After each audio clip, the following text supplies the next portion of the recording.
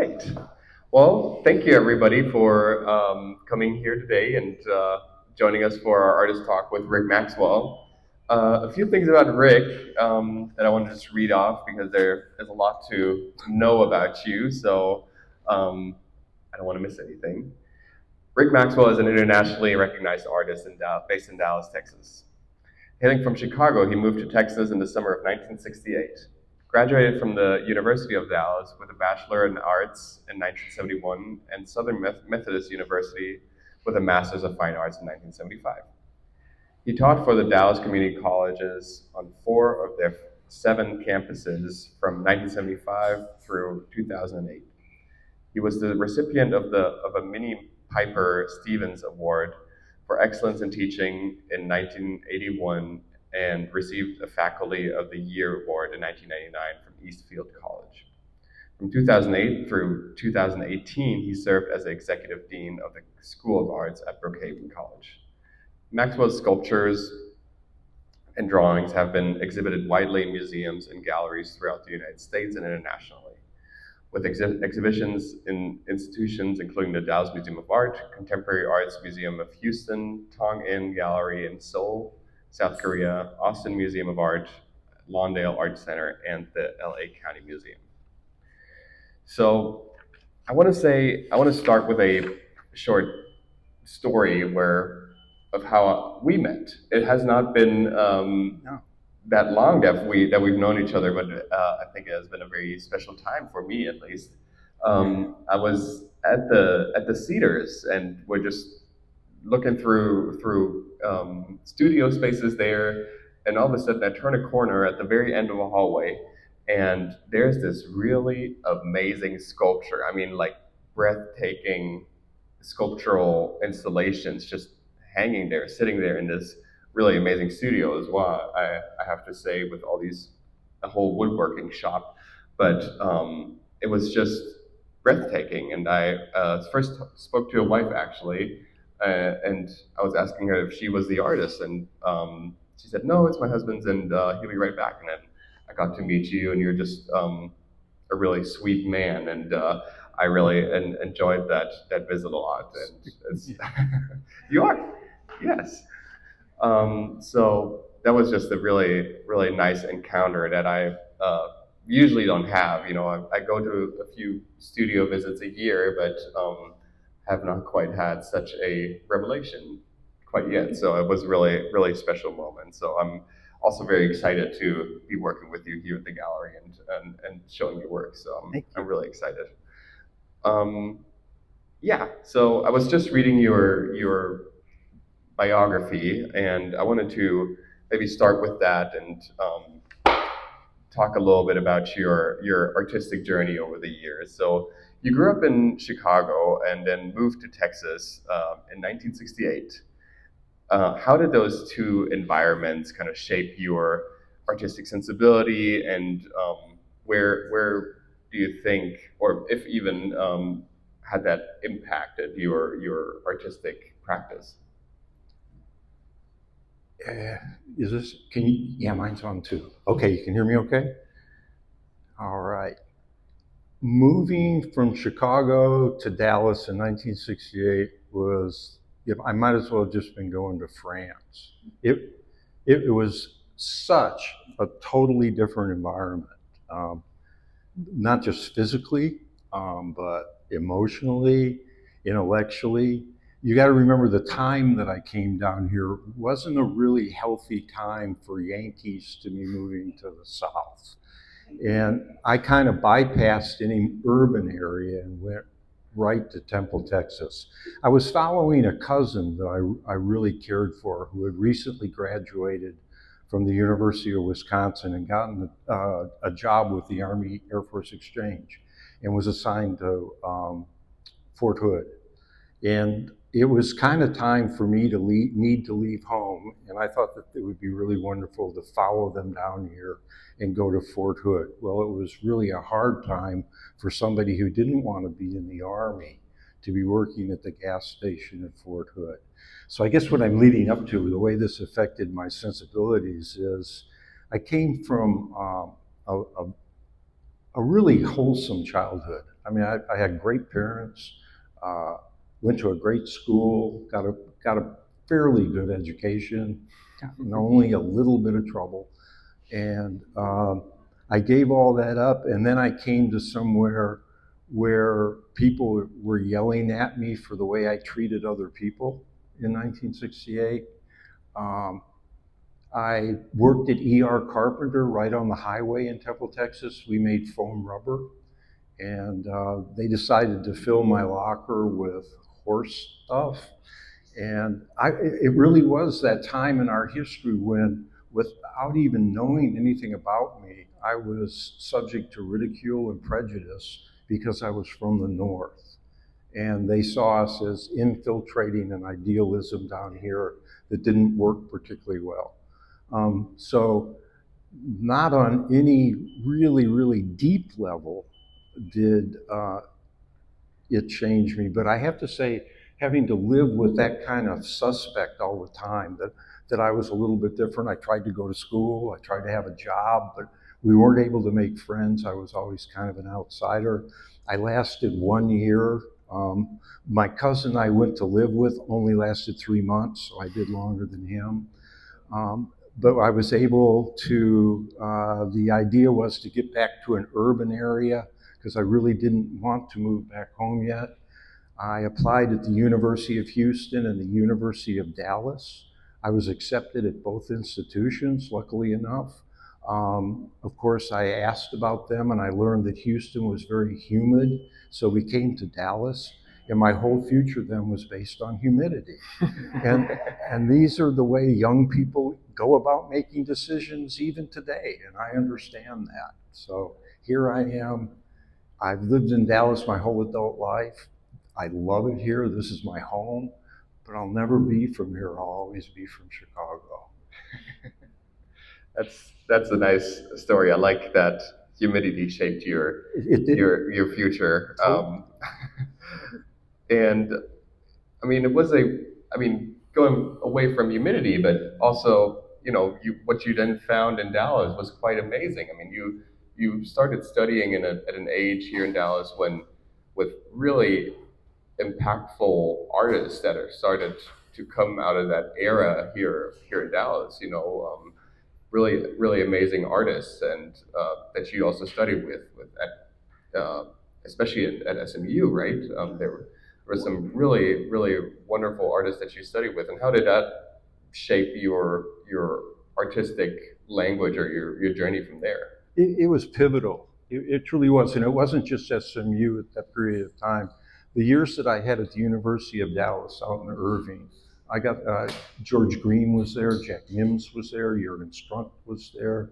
It was the Oak Cliff Seven was being formed at that time.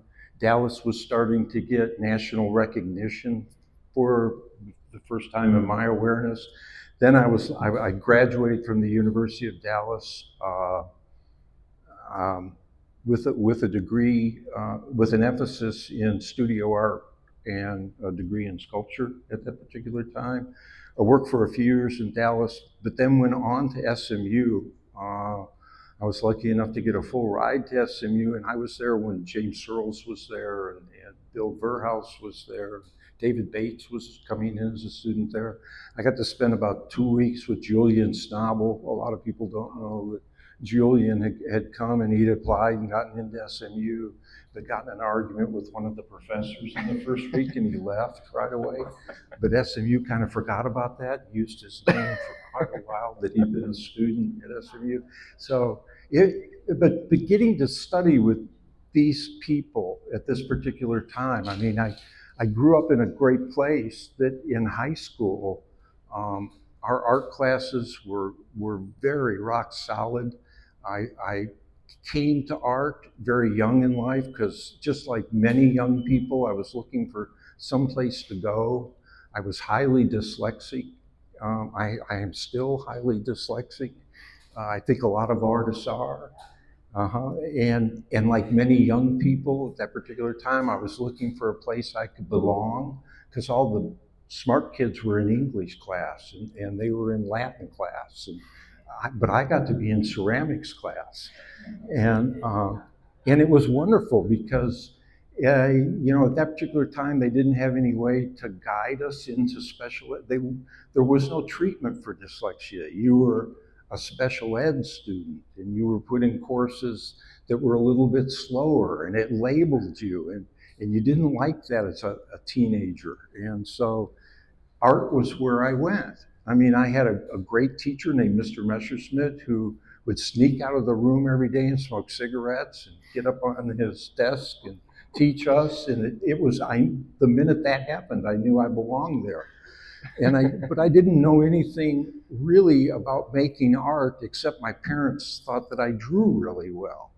And so high school education had a lot to do about form, learning about techniques and elements and color and texture and all those things. But when I got out of um, high school with raging insecurities and decided to go to college, I got around these students who were really making a mark for themselves already in the arts. And it was something to be able to experience. And it was coming to Texas that I got to see that. It was both at the University of Dallas and at SMU. To get to people who were already being driven by such deep conceptualization of their work, and things weren't just based on form and design techniques. And that became then a very, like I just mentioned about being dyslexic, and I really did as a young man have raging insecurities, and I think a lot of young men do. And so I kept quiet, and I really observed and learned from the people that I was studying with.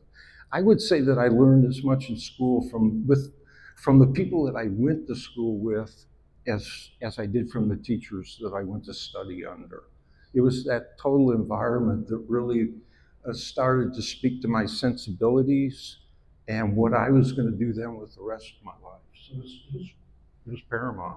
Yeah, that's that's amazing. I mean, that's studying with these people, but also really making your mark then, in Dallas, and you actually went on to being a professor as well, or and went on to teaching. So how do you think, based on your going forward in your biography to your teaching times, like how would you say what did you learn from in that stage in your life and in your teaching days?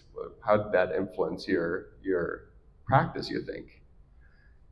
Just like I said, when I was in school, I learned as much from the people as I went to school with as the ones that I went to study.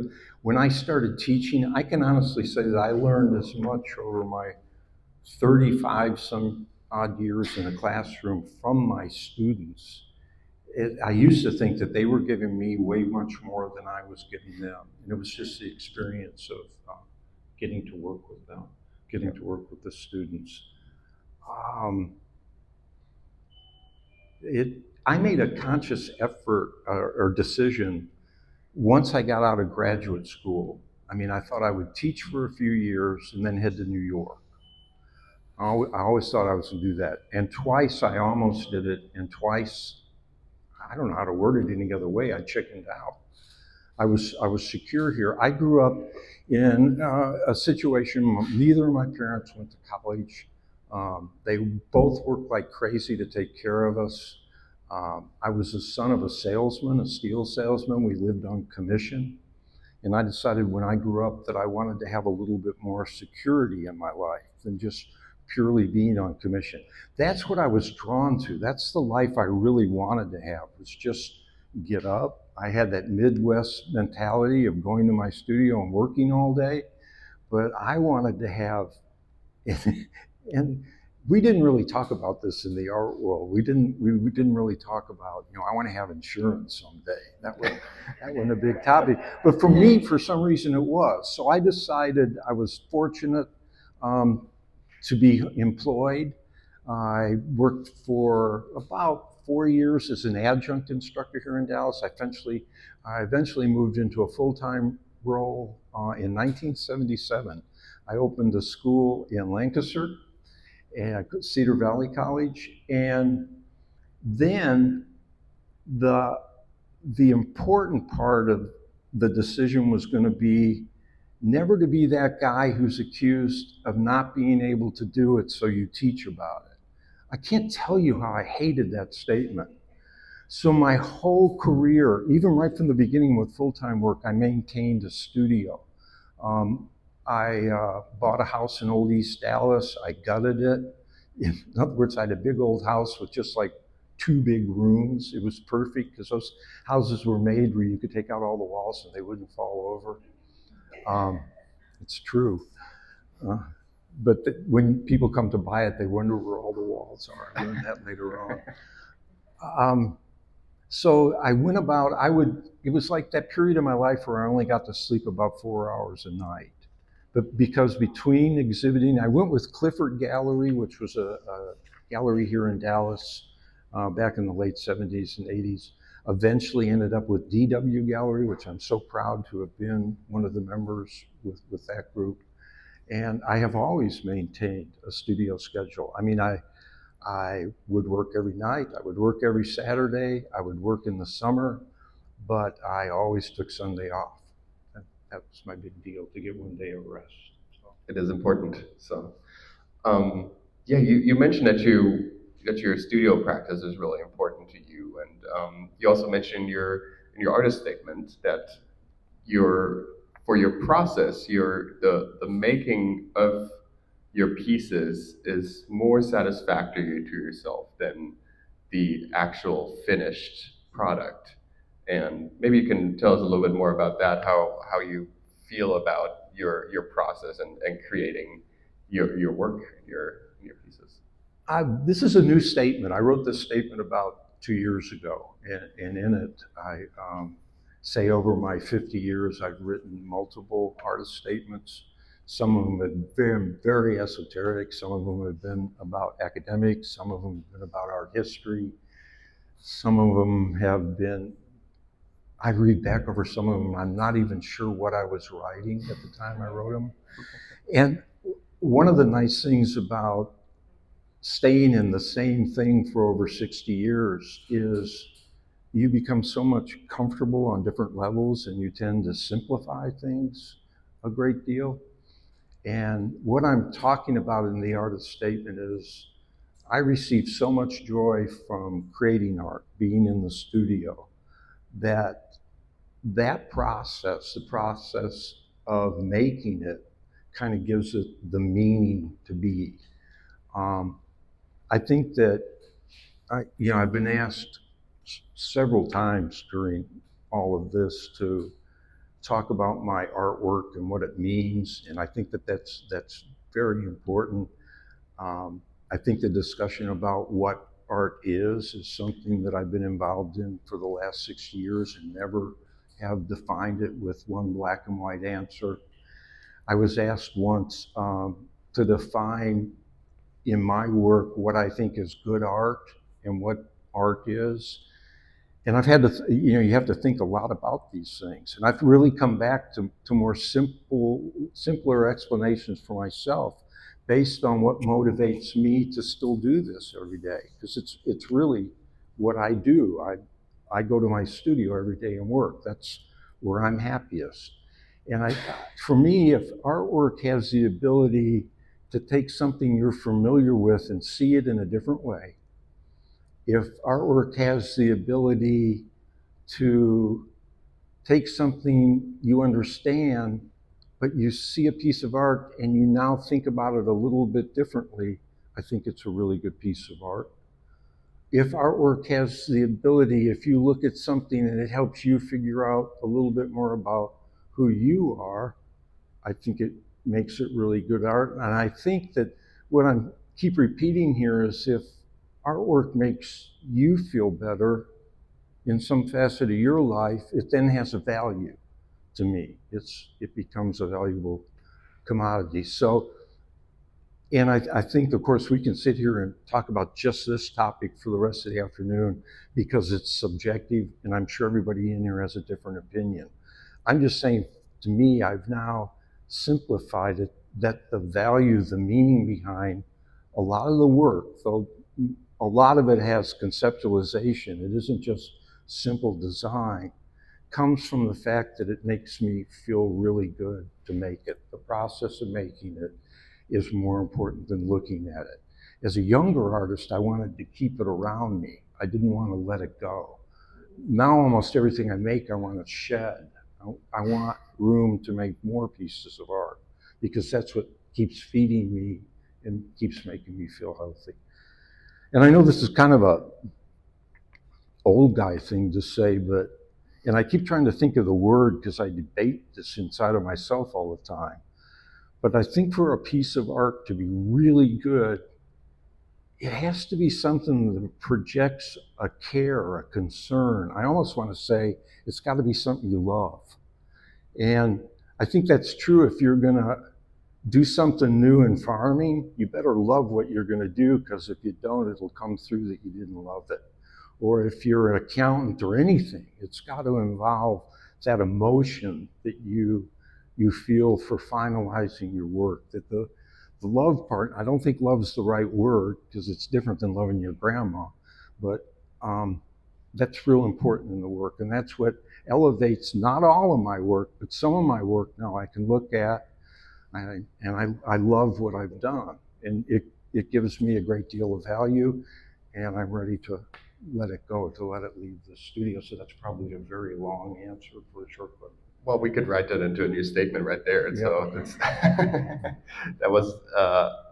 I love the way you talk about your practice, and you you know it gives so much value to your own practice and your own, it's self-fulfilling. I would assume, because Completely. it's just, you put that love. I think love is a really good description for that. The Greeks had all these different forms of love, of loving your grandma, your partner, your piece of art, maybe too. So I think it's just that appreciation for the work and for the practice, and giving it that value, I think is so important, and it really, I believe it shows in your work as well. It's, Thank you. Yeah. just really, really incredible. So I want to kind of move forward with maybe a day in the studio for you. What does that look like? You have that amazing studio, your amazing workshop with all your big tools, and where do you start on a piece, and how does, maybe this, from start to finish, from a piece, like where do you get your wood from? Where how do you fabricate those amazing pieces? It varies from piece to piece.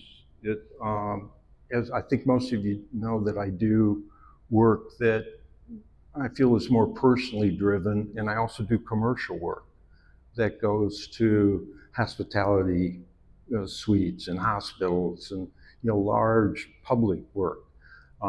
The public work was a whole new education that I never got in school, but to do 45-foot pieces that are in the Omni, then I have to design in a way where I can get two-dimensional people to understand what something's going to look like three-dimensionally. And I need to do that lacking the computer skills that I now hire other people to take my two-dimensional idea and put it on the computer and show people. But doing commercial work, that involves accountants and lawyers, and engineers and installers and assistants. And what I really like are those mornings I get up and it's just me. And I'm going to lay out when I'm just having kind of a laid back day, I find in my scrap bins 5 to 6 pieces of wood. And then I lay out a bunch of pieces that are bent, and I start putting together a three-dimensional collage. And I do that in lieu of drawing. I play with it three-dimensionally so I can see it in space. I start playing I have all different kinds of woods because of the different colors, and those are the palettes I work with. But I'm also really excited. I've got a whole collections of woods that sound differently in different instruments. Some of you know how involved I am in enjoying music, and I listen to music all day.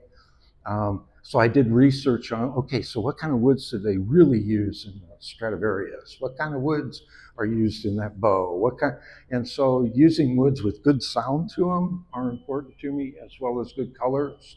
I very rarely draw for a three-dimensional piece. My drawings remain two-dimensional, and I love exploring what I can do with that. But when I'm working in a three-dimensional format, I have to lift it into space. And here, this is another example about how things came from teaching. I started teaching years ago a 3D design class. And when you're teaching, you're starting and you draw something out and you show the students and you say, now you do it. And they sit there and go, huh? How did he do that?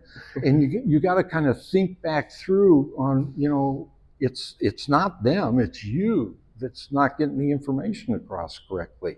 And what I realized is when most of us go to art school, we go as two-dimensional thinkers. And I could lay out a problem and they could draw it, but they could not see it three-dimensionally. So I had them draw it on cardboard, cut it out, and lift it into space, and then put something through it. And it changed how they thought about the work. And so that became an issue for me with clients who couldn't understand, that I was going to curl this 50-foot ribbon through space down the middle of their house. I ended up having to build a little room, and I made a little sculpture, and I hung it in the little room, and then I got a little mommy and a little daddy. And, I didn't really. I got little doggies, but they really could see it then, and it would help them. It would help sell. I do work two-dimensionally. I love to draw, and I draw all the time. But on days when I'm kind of tired, I'll just go in my studio and read. I mean, I just have to be physically in the space for a period of time each day. I had a family member a couple of years back say to me, well, now that you're retired, what are you going to do? You don't like to golf. You don't like to fish. You don't go hunting. You don't. And I said, I go to my studio every day and I'm really happy. Leave me alone. Go away. I don't want to kill anything. So it's worked out really well for me. As soon as I get a new floor in the studio and I quit tripping and falling in there as I age. Well, we want you to be safe, of course, but I understand that your studio is a sacred place almost. It's really, really wonderful. So I would recommend anybody who has the chance to go there to see it because, especially with all the work hanging from the ceiling and on the wall, it's quite an impressive space there. So.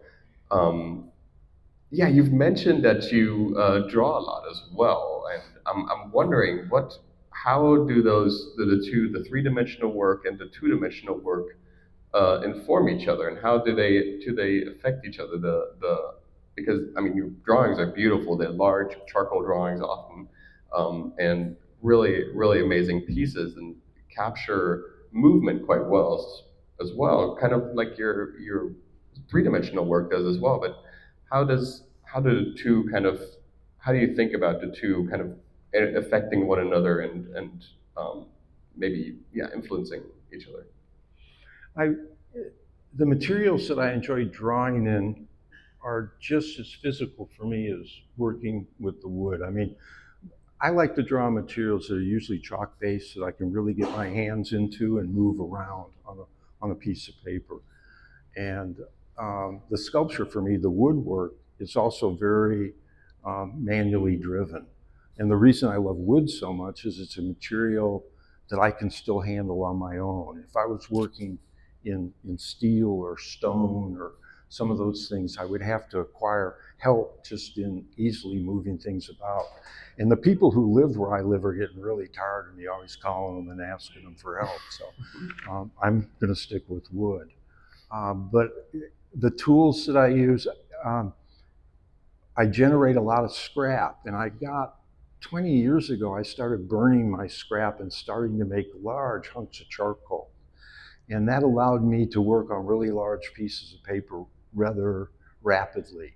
And what I like about the drawings over the sculpture is probably everything that I picked sculpture for originally and moved away from two-dimensional work. I went to three-dimensional work because I liked the idea of people being able to walk within the artwork to touch it. I love texture, movement, implied movement, motion. And what I'm having so much fun with in drawing, and I have for years, is I still work organically. The drawings are very much from nature. I use my hands on them a lot, but I really like being able to set up that two-dimensional illusion of space that doesn't exist, which is the reason I left two-dimensional work 50 years ago and went to sculpture. Now I like coming back and being able to, ha ha ha, this looks like you could put your hand through it, but you can't. So I love to create implied motion on a piece of paper, texture and depth and the same things, but probably more than anything, and I keep looking at Marla for this because she taught drawing longer than I did, was at the end of a drawing class how we would look like we'd been in a minstrel show. Just, again, it's back to the materials. I love handling this stuff so much. And part of that schooling and that counselor back in high school who told me I needed to take shop classes, he was right. I mean, I needed to work with my hands, and got well. Yeah, that's fascinating. So you would say that drawing is almost a derivative of your three-dimensional work, but what do you think that you can do with drawing that you cannot do with the three-dimensional work? Where is that? To create the illusion that the three-dimensional actually gives you. To create the illusion of depth, the illusion of motion. Yeah. I mean, I can create a 3D piece that will move in the air. I can create a drawing that looks like it's moving in the air, and I love the illusion that I'm able to do with drawing. And it makes me rethink the sculptures. Yeah, that's great. So, you've been working as a studio artist for the last 50 years, and it's very rare that an artist is, working for so long and maintaining a studio practice for so long. What has allowed you to continue evolving your studio practice and your work over such a long period of time and keep going back? And you mentioned that you love your time at the studio, but is that what keeps you going back to the studio, or is there another motivator that you have, or and also on the work itself to not get dull or keep you motivated there? It's, I see a lot of people I recognize as artists that are in the room, and I think we all have different motivations to go into the studio. Some people need to have a deadline coming up that motivates them to work on a regular basis. For me, it's just I like being active, and it helps me stay healthier. I just, as I've aged, it's become more and more comfortable because I've developed, those the content that I utilize in my work is now reoccurring. As a younger artist, moving to Dallas from Chicago, being highly insecure, there was a continuous search for who was I going to be, as most of my peers were doing the same thing back in our 20s and 30s. That period of your life where there's a lot of discovery, you're bringing and making your life bigger and bigger. And as I found my place, and I called it a search for home. I had left my home in Chicago, and I went through a decades-long kind of search here for family and home and things.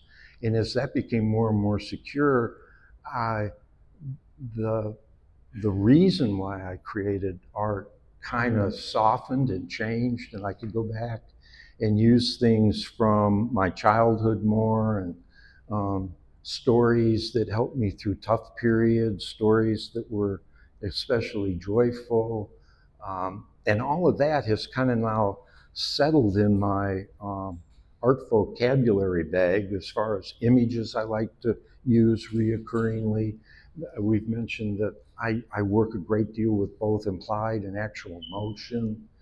Uh, I've been able to take all these things and I don't worry so much about what I'm going to make. I've learned that um, probably the nicest thing about having done this for over 50 years is how comfortable I feel with when things are going to be all right. I no longer wonder when a piece is done. I don't overwork pieces anymore. I'm grateful.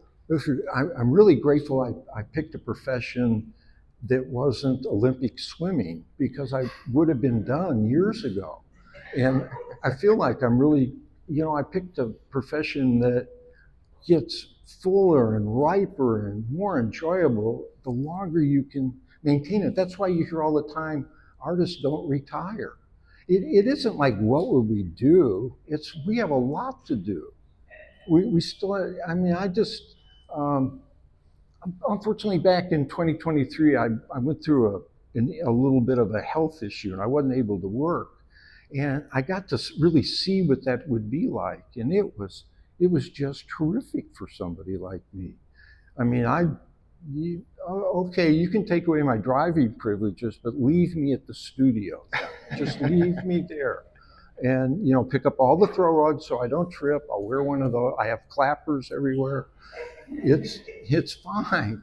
That's the I love life. I love travel. I love my family and friends, but everything's okay in the world when I'm in the studio and it's just me. Um, they kid me a lot down. I'm from the Cedars neighborhood, just south of us over here, in a great place called the Tin Ranch, and I have some neighbors here. But they kid me all the time because they'll come up to talk to me, and I'm oblivious until somebody says something, and then I jump 5 feet. Everybody's afraid I'm going to have a heart attack, but I it's all about being able to keep doing the work, and it's become more and more comfortable the older I've gotten. That's really great. I love that you just go back to create, and that's all you need. And leave me alone with everything else. That's great. I love that. So over as I said, you've been doing studio work for 50 years. So looking back, what has been the most important or the piece that you have been most proud of? Maybe it's hard to tell because they're all your children, maybe. But if you had to pick one right now, which one would it be? There, there's throughout my career, there's pieces that were pivotal, and to take the most recent one, an example of the most recent would probably, it was in 2010. We were building the Omni Hotel here in Dallas, and I received a call from a designer who had been hired to find artists to, the whole story is they had already bought all the artwork for the Omni Hotel, and then they figured out they were using tax money, and they could only buy artwork from Texas artists. And so everything changed on one summer day. And all these designers started calling every artist in town about, can you do 50 paintings by Tuesday? I'm serious. That's what it was. Well, I got a call that because somebody had Googled wood artist in Dallas, my name popped up. And I got this call, and the first thing was, do you know how to bend wood? And I went, yeah, sure, I can do that. I'd done it 20 years ago. I remembered a little about it. And so I got the biggest commission I'd ever gotten in my life, based on something I had done in graduate school. So just like my students had taught me to do, once I knew I'd gotten the commission, I YouTubed it. It's true. I YouTubed it and found that there was a whole new technology for bending wood that I'd never been exposed to. And it was cold wood bending. I wasn't going to have to steam wood, which changed the way I could design a project. I didn't have to laminate. I didn't have to use small pieces.